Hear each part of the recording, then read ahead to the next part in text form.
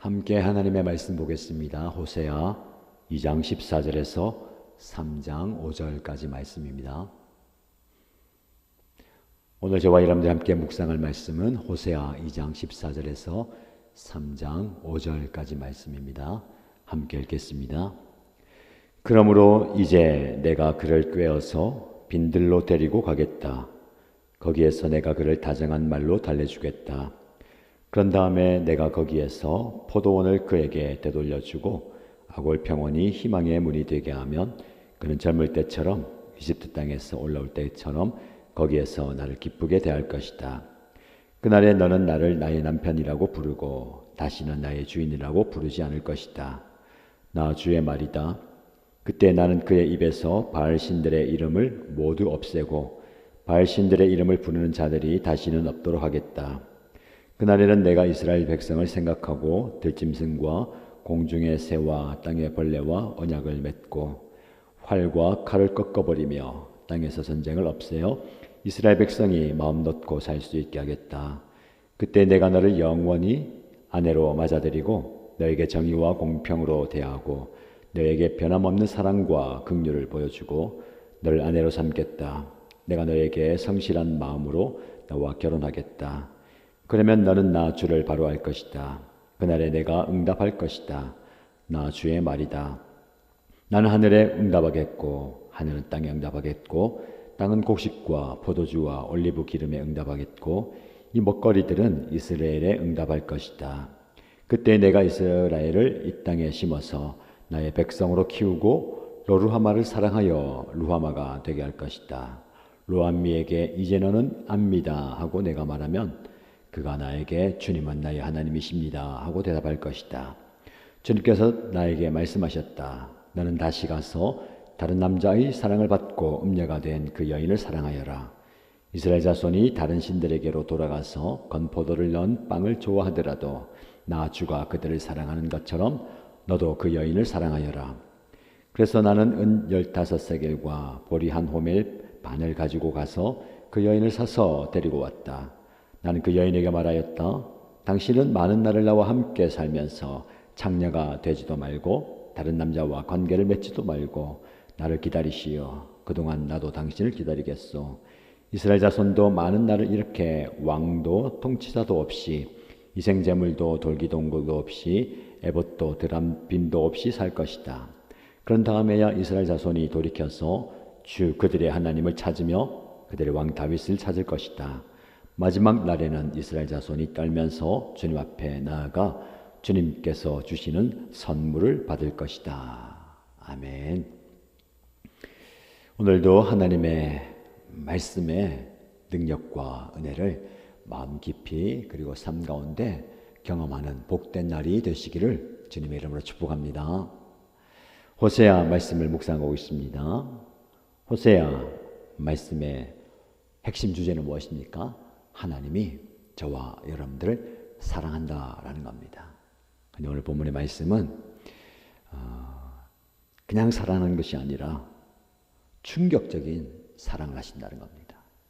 그래서 오늘 말씀의 묵상 주제 문장을 제가 한번 만들어 봤습니다. 한번 소개해 드릴게요. 하나님은 우리가 배신했음에도 불구하고 우리를 신부로 삼으시겠다는 충격적인 사랑을 약속하십니다. 다시 말씀드릴까요? 하나님은 우리가 배신했음에도 불구하고 우리를 신부로 삼으시겠다는 충격적인 사랑을 약속하십니다. 이 주제 문장을 마음속에 새기고 계속해서 이 본문을 묵상해 보시기 바랍니다. 결혼식에서 신랑 신부는 서로에게 사랑과 충성을 서약합니다. 하지만 만약에 신부가 결혼 전날 다른 사람에게 마음을 뺏겨 버린다면 신랑은 어떻게 해야 할까요? 대부분은 파혼을 선택할 겁니다. 그런데 만약 신랑이 그럼에도 불구하고 나는 당신을 신부로 맞이하겠다라고 말한다면 그 사랑은 이해하기 힘들 정도로 충격적인 사랑이 되는 겁니다. 마찬가지로 하나님께서 영적으로 배신한 이스라엘을 향해서 내가 너와 결혼하겠다라고 선언하십니다. 이 말씀은 당시 이스라엘 백성들에게도 충격적인 말씀입니다. 이스라엘의 타락과 우상 숭배에도 불구하고 하나님은 여전히 그리고 끝까지 그들을 사랑하십니다. 이것이 충격적인 사랑이에요. 사실 저와 여러분을 향한 하나님의 사랑이 이렇게 충격적인 사랑입니다. 세상에서는 이해할 수 없고 우리가 도무지 납득할 수 없는 그런 사랑을 경험한 거죠. 그 충격적인 사랑이 우리에게 주어진 겁니다. 자, 본문으로 들어가서 그 하나님은 어떤 분이십니까? 하나님은 광야로 우리를 초대하시는 분입니다. 14절 말씀에 그러므로 이제 내가 그를 꿰어서 빈들로 데리고 가겠다. 거기에서 내가 그를 다정한 말로 달래주겠다라고 말씀합니다. 여기에 빈들이 어디입니까? 광야를 말하는 것이죠. 광야로 그 여인을 데려가서 그를 다정한 말로 달래주겠다. 그런 다음에 내가 거기에서 포도원을 그에게 되돌려주고 아골 평원이 희망의 문이 되게 하면 그는 젊을 때처럼 이집트 땅에서 올라올 때처럼 거기에서 나를 기쁘게 대할 것이다. 이 말씀만 들어도 희망적이지 않습니까? 하나님을 배신한 그 사람을 외면하지 않으시고 빈들로 데려가요. 광야로 데려갑니다. 왜 광야로 데려가실까요? 광야는 아무에게도 방해받지 않는 장소입니다. 그곳에서 하나님께서 하나님의 백성을 깊이 만나 주신다는 겁니다. 아골평원, 우리의 찬양 가사처럼 아골골짝을 말하는 거예요. 고통과 아픔과 괴로움이 있는 그 아골골짜기가 희망이 문이 되게 하겠다. 거기서 나를 기쁘게 대할 것이다. 하나님이 회복을 선언하는 겁니다. 아무리 하나님을 배반하고 등지고 떠나갔다 하더라도 하나님은 이렇게 부르셔서 관계를 회복시켜 주십니다. 여러분, 빈들, 광야는 고난의 자리 아닙니까? 그래서 여러분, 이 고난의 자리로 하나님께서 우리를 부르실 때에 순종하고 나갈 필요가 있습니다. 그곳에서 하나님을 깊이 만날 수가 있는 겁니다. 아무도 어떤 것도 방해받지 않고 주님과만 시간을 가지는 거예요. 그래서 여러분, 고난을 하나님의 초대장으로 받아들이시기 바랍니다. 누군가가 우리에게 초대장을 보낸다. 반가운 것 아닙니까? 그 초대장을 받고 기쁜 마음으로 그 초대에 응하는 거예요. 고난이 바로 하나님의 축복의 초대장입니다. 현재 여러분이 겪고 있는 그 어려움과 아픔 속에서 하나님을 깊이 만날 수 있는 하나님의 은혜와 긍휼하심을 경험할 수 있는 그 장소가 바로 고난의 장소입니다. 그 고난이 바로 여러분이 하나님을 만날 수 있는 장소이죠. 고난이 찾아온다면 여러분에게 하나님께서 여러분을 초대하시는 어떤 자리요? 축복의 자리, 회복의 자리로 초대하시는 초대장으로 받아드시기 바랍니다. 광야는, 빈들은, 아골 골짜기는 하나님의 음성을 듣는 자리입니다. 지금 여러분의 삶의 자리에서 하나님의 음성을 들으십시오. 그리고 침묵 속에서 하나님과 접속하십시오. 현대의 분주함과 오늘의 그 바쁨 속에서 하나님과 접속해서 하나님의 음성을 듣는 시간을 많이 자주 깊이 가지시길 축복합니다. 이어지는 말씀을 보면 하나님은 새로운 이름을 우리에게 주십니다.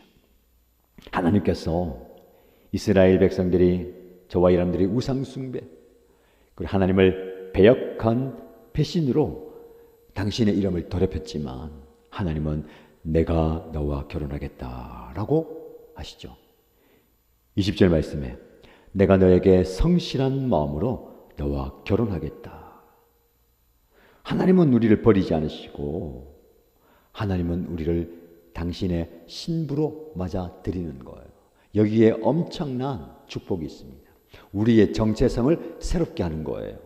자신의 정체성을 새롭게 받아들여야 됩니다. 전에는 배신자였고 배반자였고 세상에 속한 자, 말 그대로 로루하마, 로암미, 하나님의 백성이 아니었고 긍휼과 사랑의 자리에서 쫓겨난 자들이지만 이제는 우리를 다시 불러주시는 겁니다. 루하마가 되게 하고 암미라고 불러주시는 거예요. 하나님 그렇게 우리를 정체성을 바꿔서 불러주시는 겁니다. 그리고 나는 나의 신부다라고 말씀하시는 거죠. 여러분, 세상에서 거절당했다 하더라도, 세상에서 우리를 외면한다 하더라도 하나님은 여전히 여러분을 사랑하고 선택하시고 불러주십니다. 너는 나의 신부다. 내가 너와 결혼하겠다. 이것이 엄청난 축복입니다. 이 복을 누리는 저와 여러분 되면 좋겠습니다. 마지막으로 하나님은 저와 여러분들을 끝까지 사랑하십니다.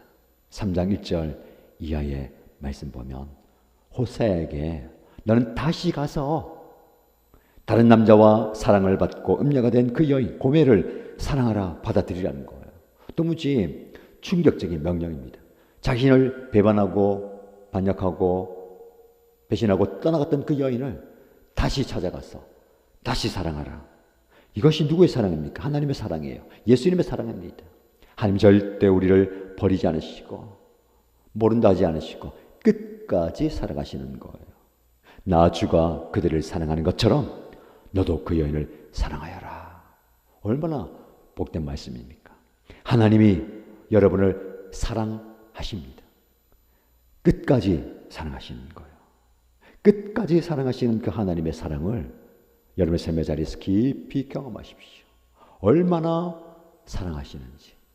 다함이 없는 사랑, 끝이 없는 사랑, 영원한 사랑. 마지막 절 말씀에 마지막 날에는 이스라엘 자손이 떨면서 주님 앞에 나아가 주님께서 주시는 선물을 받을 것이다. 우리 주님께서 우리를 사랑하셔서 선물을 주신다는 겁니다. 어떤 선물입니까? 사랑의 선물, 은혜의 선물, 구원의 선물, 영생의 선물, 예수 그리스도가 당신이 우리에게 선물이 되신 것 아닙니까? 여러분, 우리는 하나님의 사랑을 받은 존재입니다. 그 사랑이 충격적인 사랑이에요. 그 사랑에 감격하는 여러분 되시고 그 사랑을 받고 많이 누리고 많이 경험하고 누군가를 사랑해 보시기 바랍니다. 아니, 사랑하십시다. 우리의 시각이 바뀌어야 되고요. 우리의 마음이 바뀌어야 됩니다. 비판하고 정죄하고 불평하고 원망하고 눈꼴 사나워하는 것이 아니라 그 사랑이 나를 푹 감사할 때에 그저 용납이 되는 거예요. 내가 그런 사랑을 받았는데 누군들 이해할 수 없겠습니까? 받아들일 수 없겠습니까? 용납할 수 없겠습니까? 주님께서 여러분에게 넓은 마음을 주시기 축복합니다. 다시 한번 말씀을 마무리하면서 오늘의 본문의 말씀의 주제 문장을 여러분에게 들려드립니다. 하나님은 우리가 배신했음에도 불구하고 우리를 신부로 삼으시겠다는 충격적인 사랑을 약속하셨습니다. 그리고 그 약속을 이루셨습니다. 저와 여러분들은 새로운 존재로 주님과 동행하면서 빈들에서도 주님의 음성을 듣고 우리는 새로운 존재로서 하나님의 사랑을 경험하고 나누는 삶을 살아갈 수 있습니다. 사랑을 전달하는 사랑의 전달자로 살아가시기를 주님의 이름으로 축복합니다.